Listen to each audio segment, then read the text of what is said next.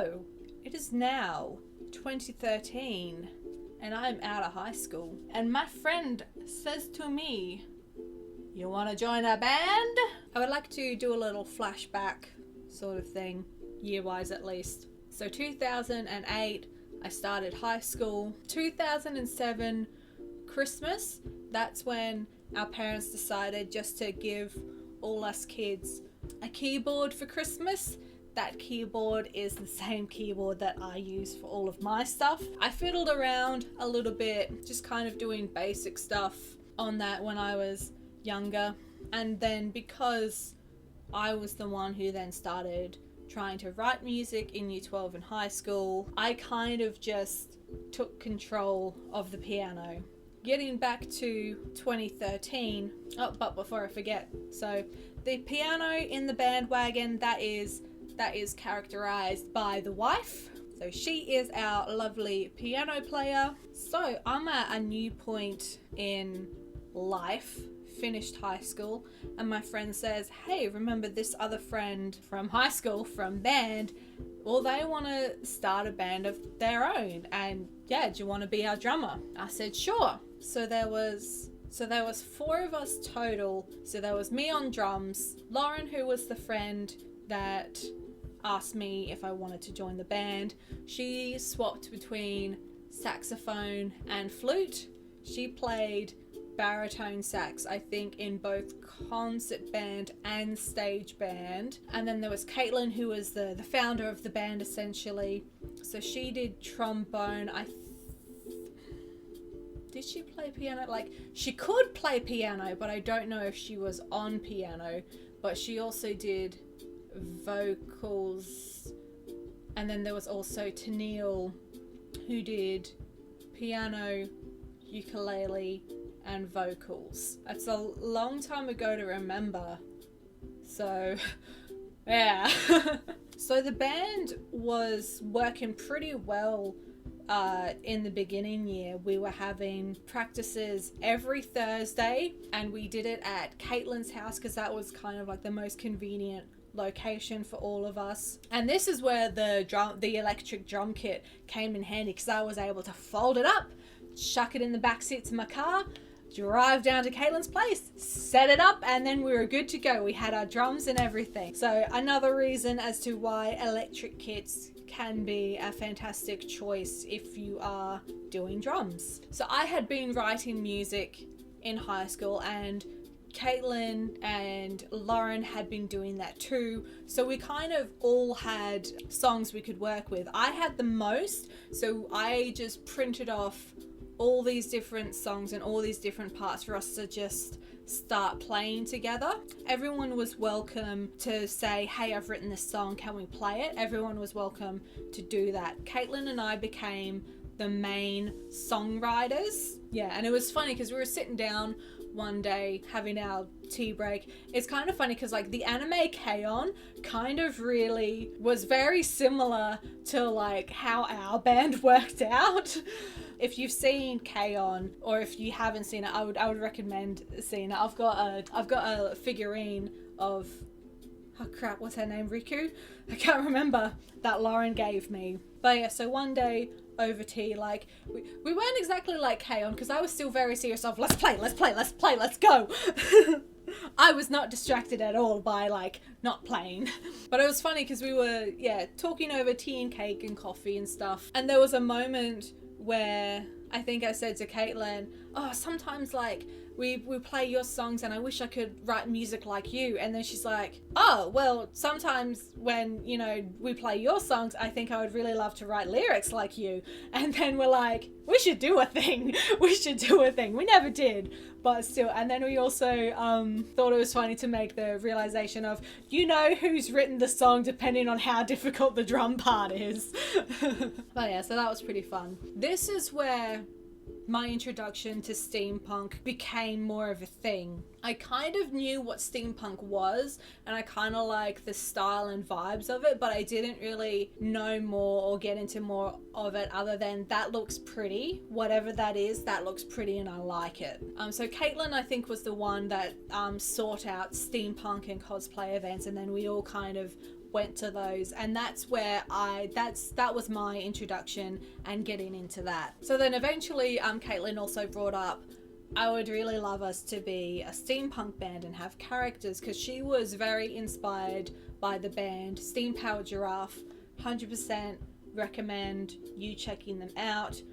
I was very close to wearing my Steam Powered Giraffe top for this, because my other thing I was wearing was all black and there's a black background, and I was like, no, I can't wear this. I put my Steam Powered Giraffe shirt on because it had red sleeves, but the middle was still black. I'm like, no, it's too much black. So now I'm in a white one and it's Florence in the Machine, and I was like, fine, this is what we're doing.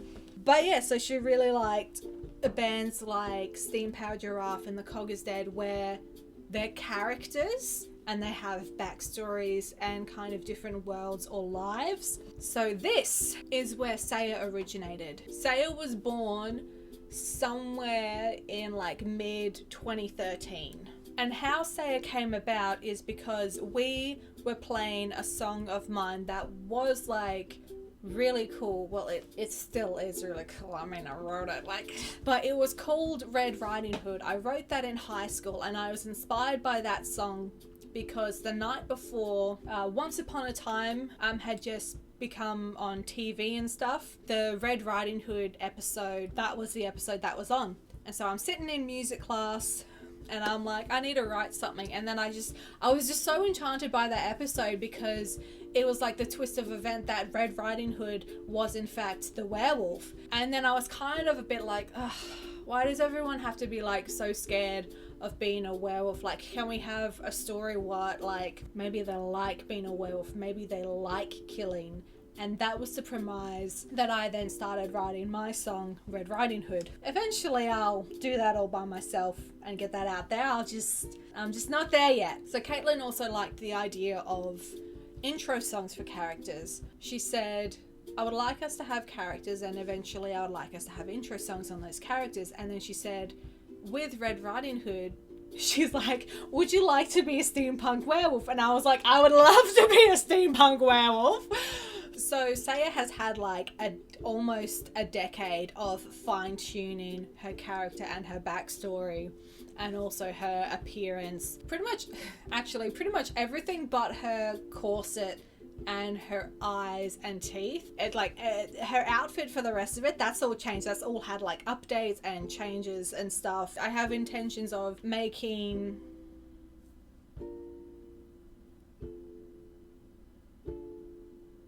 a fourth cape, I think, for Saya, and then making some new pants for her. I don't know when I'll get around to it, but they're things I would like to do. But yeah, to kind of like keep pushing on. I kind of didn't really talk about too much about the piano, which is what this bit is supposed to be on.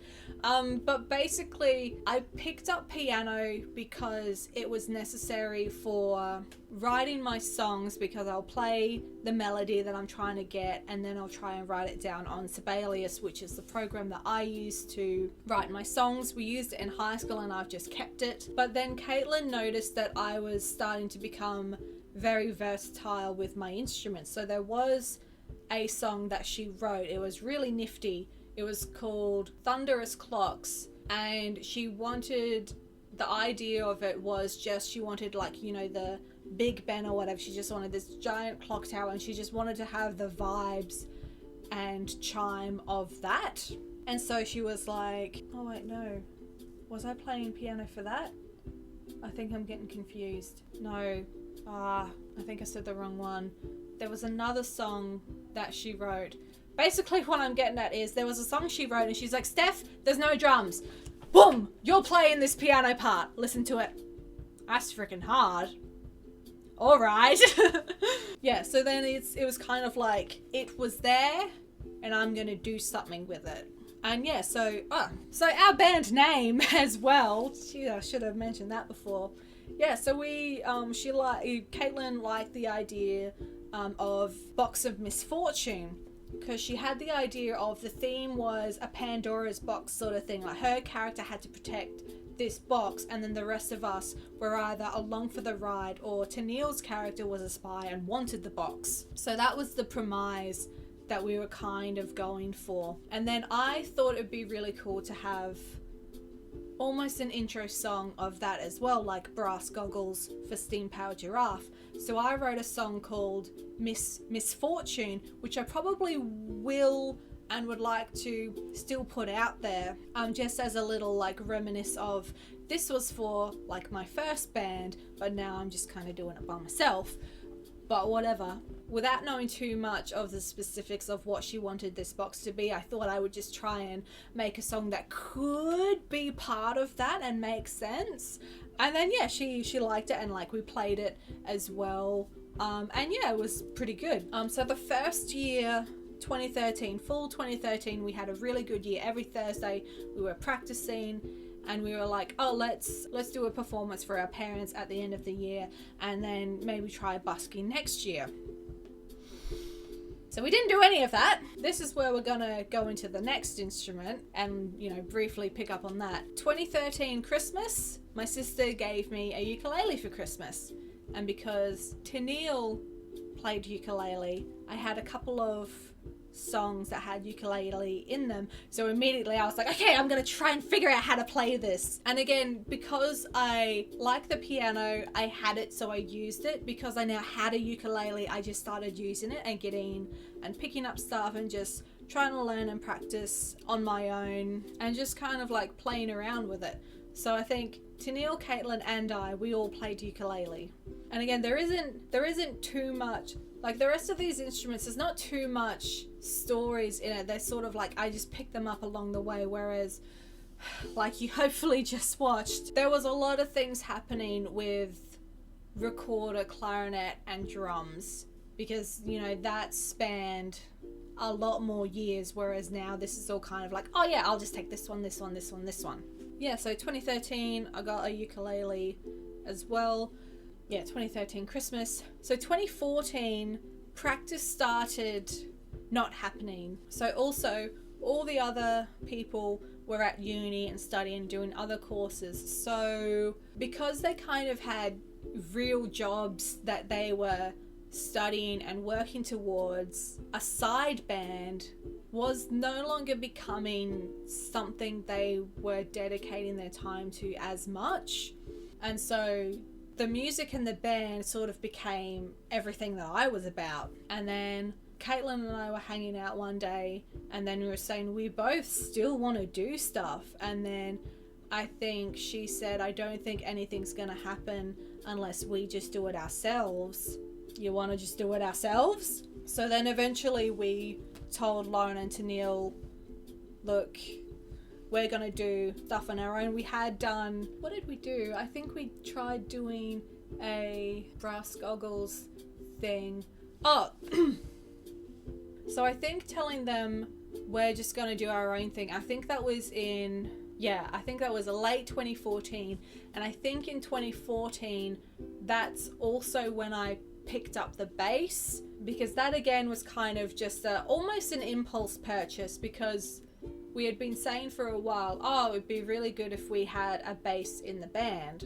But it's kind of hard to talent scout that when we didn't really have anything recorded and available to show anyone, to be like, this is what we're doing, we need a couple more people. So again, I was kind of getting into the point of, well, I'll just keep collecting. Also, at some point before I started playing bass, then after the ukulele, that's when I got the inspiration to write solo, because I was like, I am my own band, because again, nothing was happening with the Box of Misfortune, and I was like, I gotta do something. So I was like, I'm gonna write my own thing and I'm gonna do everything. So that's how solo came about. I think I would like to redo the clarinet part for a future thing, because I don't think I was happy with it too much at the time of recording. That might be a thing I will update later.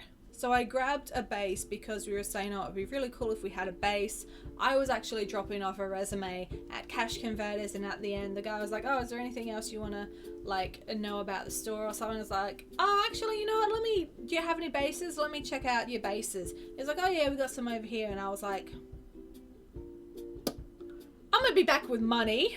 And then I got the bass. So I have now gotten rid of that bass. Was it earlier this year or last year? I can't remember. I think it was last year. Yeah, definitely last year. So I just upgraded my bass because the first bass, the blue one, it was very large and heavy, and I started realizing I don't want to play this. So my new bass is a lot lighter and the neck is not as thick, so it's easier for me to be jumping between the first and third fret. I just kind of picked up the bass just cause. And then I've just been fiddling around with that on my own, and for band stuff that I've written, piano, ukulele and bass, I have taught myself. I've gotten books for most of them. Dad gave me a bass book, teach yourself sort of thing, quite a few years ago, and I am yet to actually open it up and do some learning. But I do have intentions of I should go through it, because it's, actually learning from a proper book instead of just looking at the notes and just plucking away, not knowing how I should pluck. If I, actually learn from a book and read and learn how to do it, that's only gonna improve my bass abilities. Yes, so 2014, end of that, then Caitlin and I decided to make our own band. We can do some duo stuff with me doing backing vocals. I've got the bass now. Caitlin can do main vocals and ukulele, and then we can do that sort of thing. And I remember one night kind of being excited about it and being like, oh, I'll play this, I'll play this, I'll play this, and then I just had a moment of I literally got a little teary, and I was like, but I'm just supposed to be on the drums. I'm just supposed to be a drummer. And I was like, I just want to play drums. Yeah.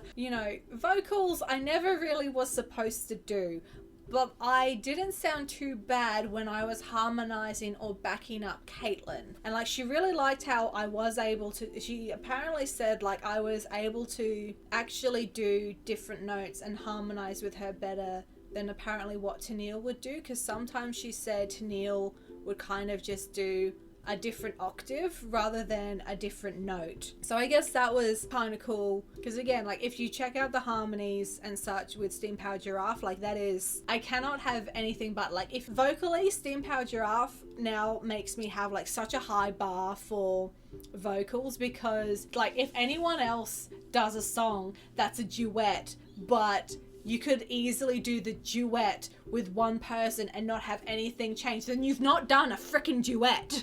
I need you to be singing at the same time.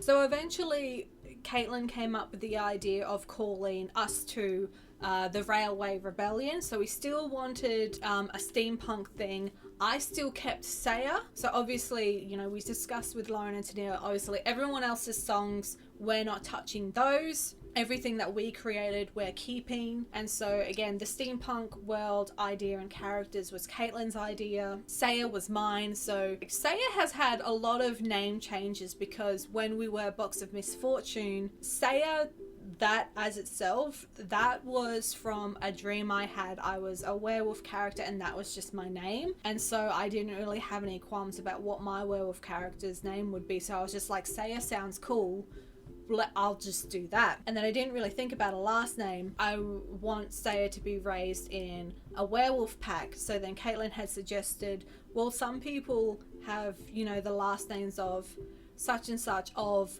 where they're from. So maybe Saya could be like that. And I said, oh, okay, cool. So she could be Saya of this pack name. Then she kind of gets banished from the pack. So then she just becomes Saya sort of nothing.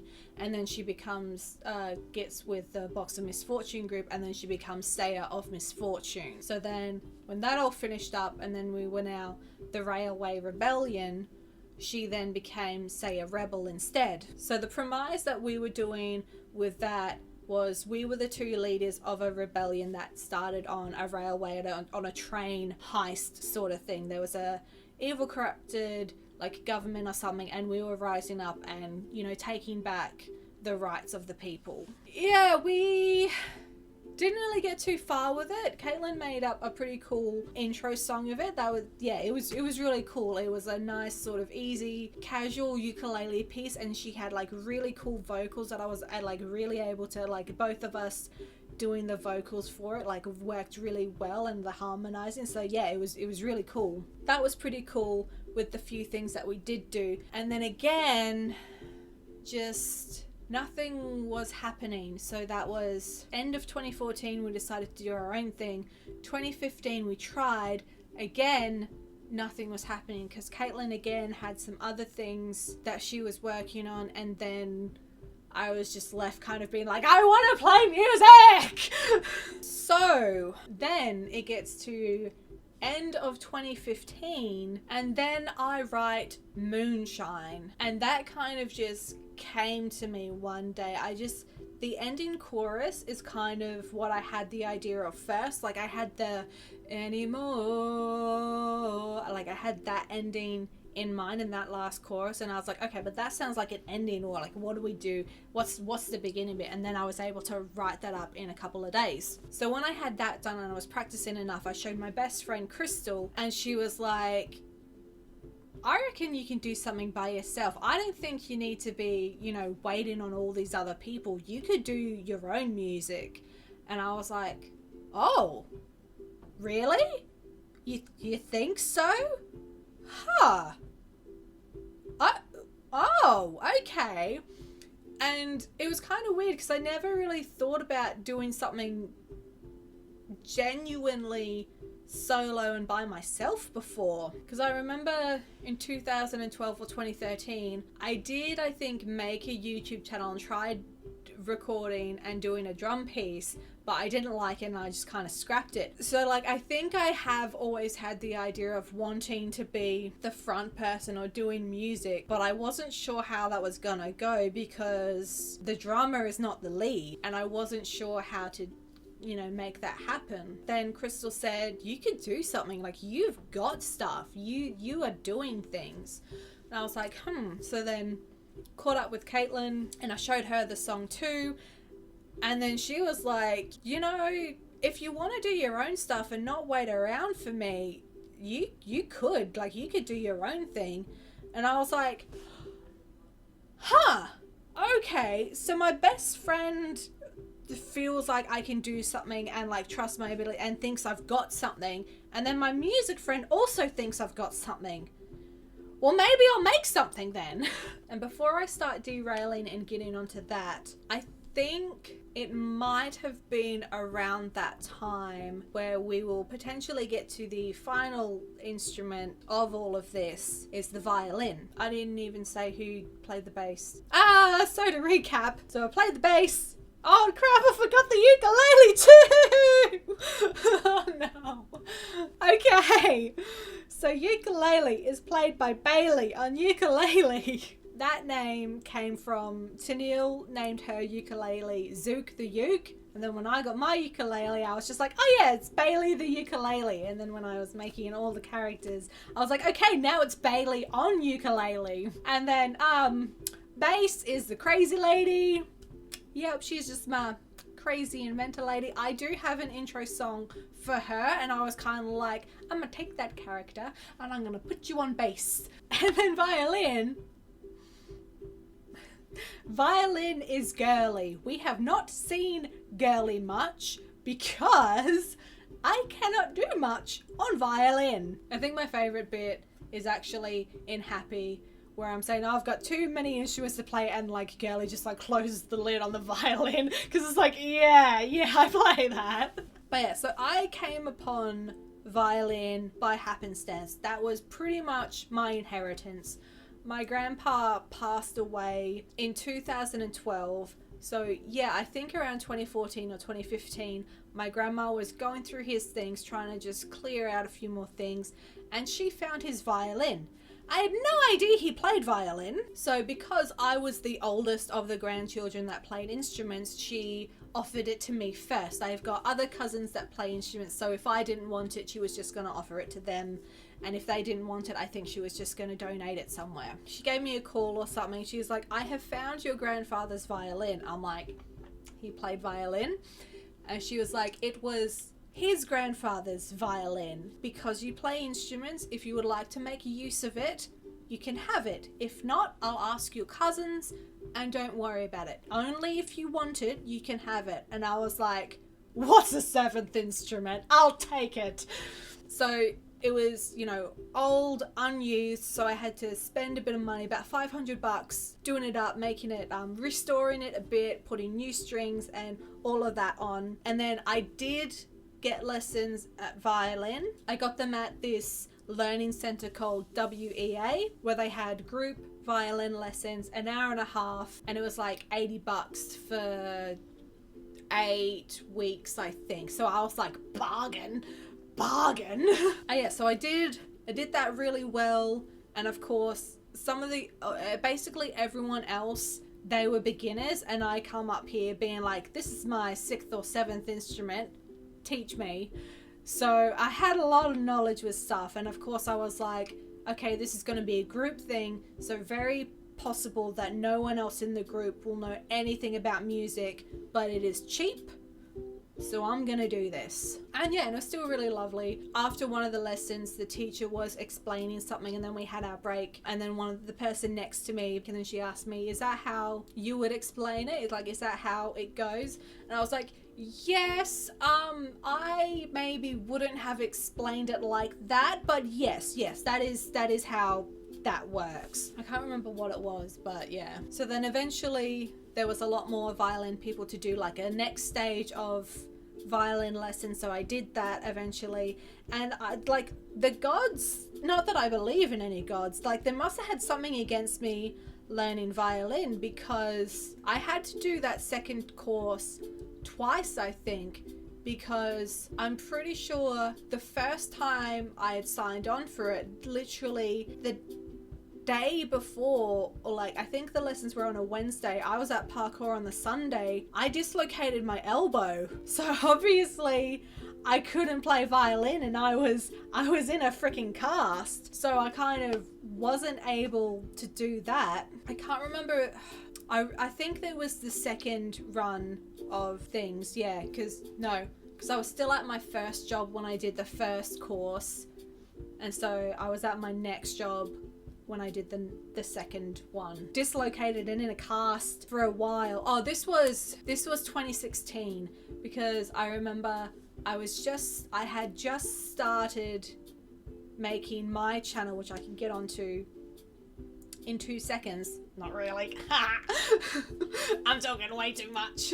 And I was getting ready to move out of home. So 2016, I did my elbow and in the cast, and then I think a year or 2 later, signed up for more lessons. And what do you know it, I thought, oh, I'm maybe putting on a little bit more weight than I would like. Let's bring my bike out and let's start going for a ride just around the streets near home. And as explained in the behind the scenes video of Monster Equals Evil, a bug flew into my shirt, and I thought it was a fly, so I was just trying to, like, you know, shake it out, and I was like, oh, I'm going down this hill, I'll just get rid of it if it's still there, I'm sure it'll sort itself out. And then it freaking bites me or something, and then I'm like, what the hell? I put on my brakes, and of course my boyfriend just like adjusted my brakes so that they work better, so I go over the handlebars. Thankfully there were people on constructing a house like just a bit that I had passed, so they see me immediately fall. Like a couple of people immediately go to help me, thankfully, and I was only 1 or 2 streets down from home. And then so I left that day with, I think it was a hairline fraction here and a sprain here, and here on my arms. So that wasn't good at all. So I rocked up to my next lot of violin lessons. I didn't play, I was like, nah, I'm not in a cast, I'm gonna do this. I rocked up in a sling, and I sat down and I was like, hey teacher that I had before, obviously I'm not doing anything today, but I'm here for my lessons. And yeah, I did the rest of the course. By the second week, I was good. Well, as in like good enough that I, you know, didn't need a sling anymore. Tuning into like half of the lesson, because obviously like everywhere was sprained or fractured. So a higher power maybe hasn't wanted me to play violin, but After writing Moonshine end of 2015, it was then brought up to me by friends that I could do my own thing. I could make my own band with everything that I do. So 2016 was basically preparing for what am I gonna do then? So then it was initially decided to be, this is something that Saya does in her own time when she's not like with the rebellion sort of thing, just stories around the place. So then I wanted a name that was steampunky and drum-like. I don't think I came up with anything that good, but I did like Caitlin's names with naming things and like with other creative stuff that she was doing. So I was like, can you help me with a thing? She's like, okay, cool. So we were thinking about names and she's like, this, and Steam and Sticks. And I was like, hang on, what was that? So I liked the name Steam and Sticks. And I thought it sounded fancy. I thought it sounded like big and like extravagant. And then so we went with that. And then I drew up a logo design and then she made it pretty for me. Yeah, so my very first videos on this channel, if you want to scroll all the way down, I think it's generic ukulele and a drum piece called Latina. And it's just my crappy, sketched out draft of the logo Steam and Sticks. So that's my big origin story, I guess, as well. So then I kind of just fumbled along trying to figure out what I was doing. Like, on the one hand, it's kind of like, I think with everything, people will look back at their previous or starting work and sort of like cringe because they weren't great. And I do too, because I feel like I was trying to find who I was. I was trying to find, what am I as a musician, as a band, as this YouTube channel? What am I? So I think for a good chunk of it, like, I just did lots of different things, like cosplay day out. I tried to do some song reviews because I was trying to see like, okay, well, these people do this and that gets them views and I enjoy watching this stuff. Maybe I can try doing it for myself. So I think I was just grabbing and trying to find what I can do. I didn't do too many of the review videos because I think at the end of the day, I realized I couldn't really critique that much because I didn't want to say something bad about someone's song, because knowing how much effort I put into my songs, and realistically they're not that great in comparison to some other people in regards to audio quality and just my production value, I was like, I don't want to shit talk someone else's song that they might have put their whole heart and soul into. So basically I just couldn't be cruel. Knowing how much I can't accept and how much it affects me, telling me how hard I work on something, it's still bad. I was just kind of like, I can't do that to someone else. So kind of along the way when I decided to be my own thing, then I was like, okay, well, I've got all these outfits. What if every instrument was a character as well? So then slowly, everyone started being created. The Crazy Ladies song, I got inspired from going to one of my first medieval fair events. I'd wanted to have a medieval type song for a while, and going to a medieval festival was the inspiration I needed. So the premise of that song is some trolls and sprites get into a fight, and then Crazy Lady tries to help out by making these mechanical lions with lasers on their freaking heads to try and help out the trolls. But then the lions go a little bit crazy, so now they've all got to team up and take out these lions. And then so I'd written that, and then I was like, yeah, I'm gonna take you and I'm gonna put you on bass. And so eventually, yeah, everyone's gonna get an intro song. I wrote Monster Equals Evil because that just kind of happened. When I started working on it, I was like, wouldn't it be cool if this was a character's backstory? And I thought, well, Nesta is got like this sort of fairy medieval sort of vibe. What if it's like, I was just kind of going with like the mythical, the romanticized mythical medieval time period. And I thought, well, what if this was her and she's got to go out into like the wilderness away from her sheltered village?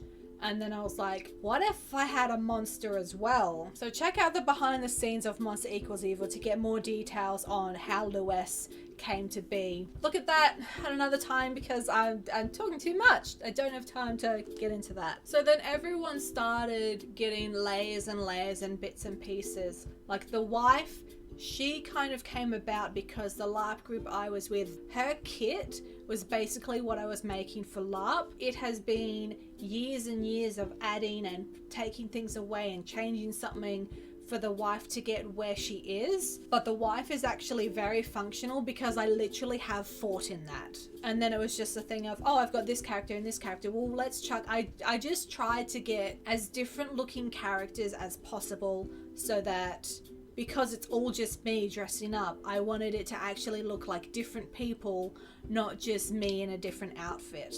I am growing my hair out because I was bored of my short hair or my like wolf cut, undercut sort of thing. But I do like my hair the way it was, having the undercut, because that made it very versatile for their hair, I think. So I am going to miss that, but I just got bored of it. So I'm just gonna grow my hair out, have some long hair, and I guess I'll just have to figure out how I style everyone's hair when we get to it. So it was a really good idea that I decided to, okay, this one can have a wig, this one can have a wig. Saya doesn't really matter because she's got her hood, and then the rest of them I can put my hair in a different style and it looks different. So mid 2016 I started this channel, and I started as Steam and Sticks, and I had a direction, I guess, that I wanted to go with it, because I still like the steampunk world was still supposed to be a thing, but I did sort of start it with, I was supposed to be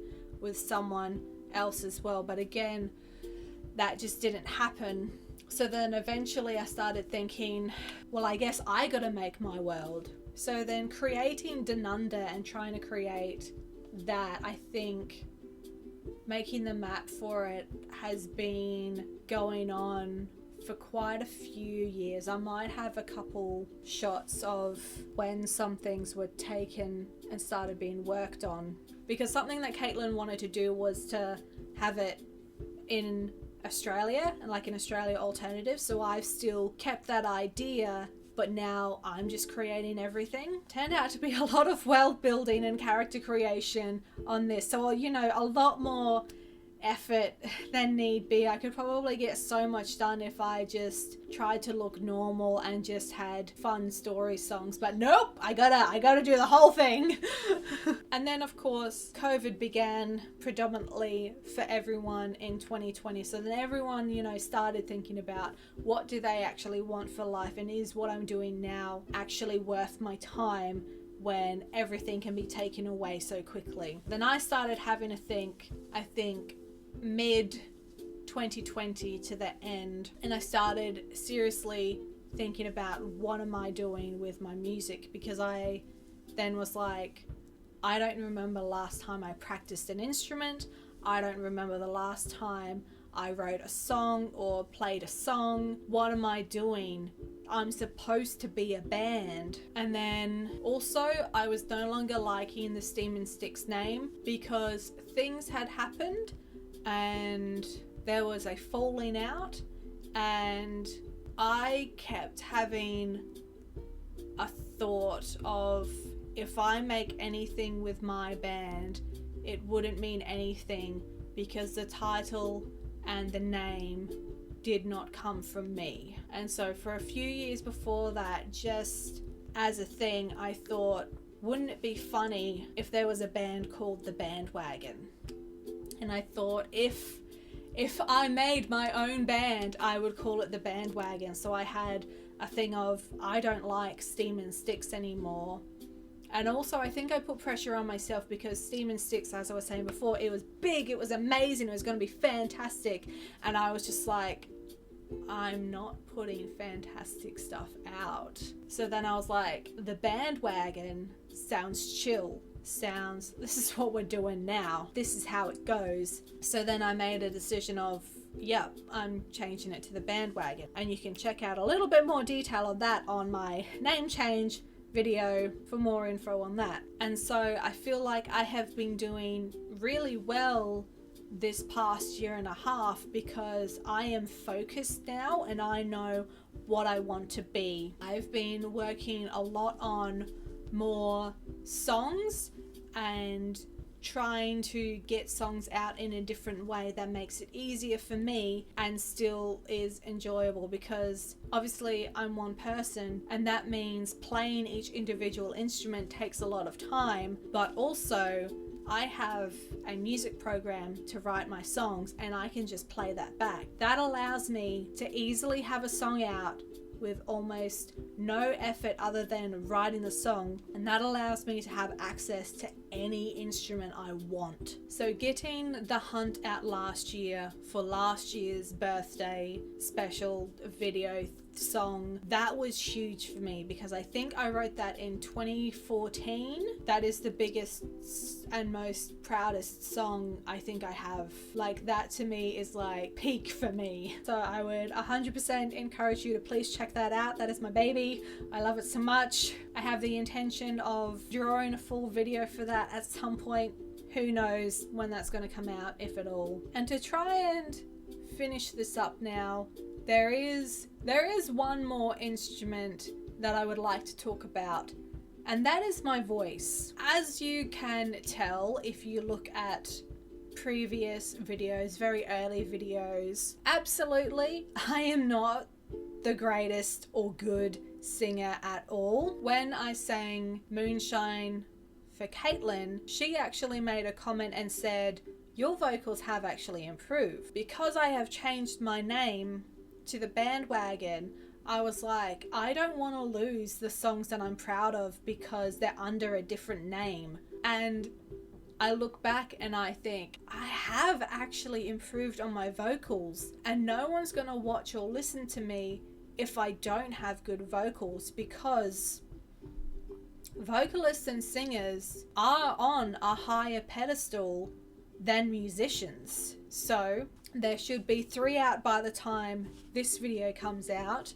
I have redone the vocals for Happy, Moonshine, and Monster Equals Evil. I have recently added onto my list of social media and platforms Triple J Unearthed, because at the time of me recording this, I'm pretty sure there's only 32 subscribers on YouTube for me. I have really enjoyed listening to Triple J because they are very community and band focused in my opinion, and I love the idea of Triple J Unearthed and people uploading their songs, and then when they come across it, there is a potential that Triple J Unearthed shares your songs and gets it out there. So it's me trying to put myself out there a little bit more. This year I have also been working on a set list.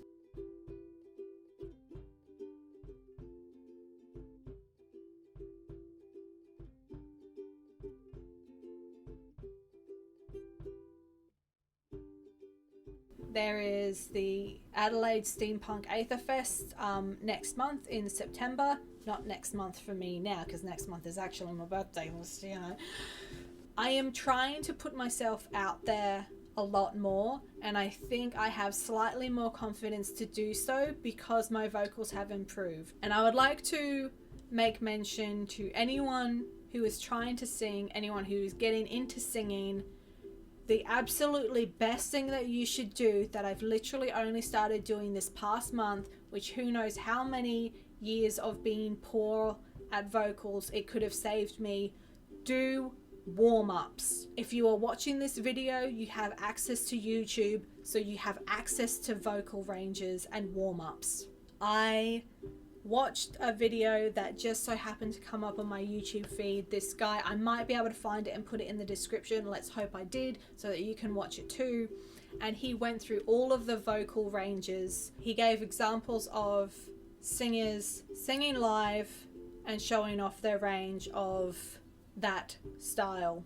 So watching that video made me realize, I think, that I am an alto, and that has helped me try to figure out what range is actually comfortable for me to sing and what sounds better and what I can actually pull off. I then started looking for alto vocal exercises. I haven't looked at that many, but I am enjoying the ones from 30 Day Singer. As soon as I did my first vocal warm-up and then tried to sing something, I think it was Moonshine, because I was updating the vocals on that, I immediately heard a difference and I was so much better. So again, if you are learning vocals either by yourself or you just want to be a little bit better just for the sake of it, do warm-ups. It will absolutely make it so much better for you.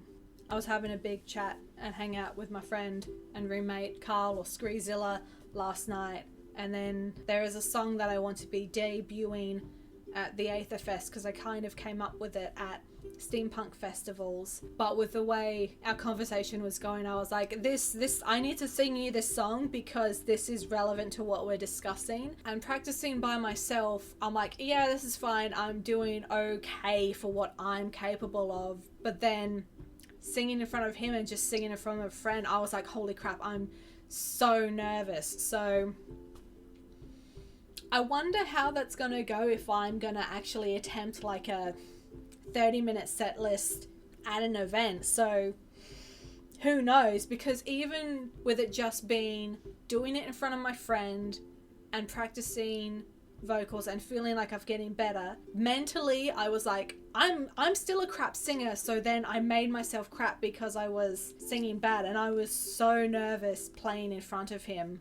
So I think as much as I'm trying to, I have a direction, as much as I'm trying to now focus on putting myself out there and making myself known to people, I am worried I am going to have limits because I think on a real face-to-face level, I may be too scared. Hopefully, I can feel comfortable and just get on with it and put on a good show and have someone think it sounds good, and hopefully everything will be okay. But I'm also worried that I'm not going to be able to do that. And it's the thing of the saying of, you're never going to be ready for anything, so just do it. And I am going to try as much as I can to, no matter how, stop crying, no matter how scared I am with things, I'm just gonna keep trying, because I really think that when I do it, I'm gonna have fun. So I can't let that fear hold me back. And that's a wrap. We're gonna leave that here. So yay, happy birthday me. I'm 28 now. Thank you so very much if you were here at the end and were interested to see how I came up with all these instruments, how I am where I am at this point in time. I've got lots of other social media platforms that you can, find me on: YouTube, Triple J Unearthed, Facebook, Tumblr, Instagram, and DeviantArt.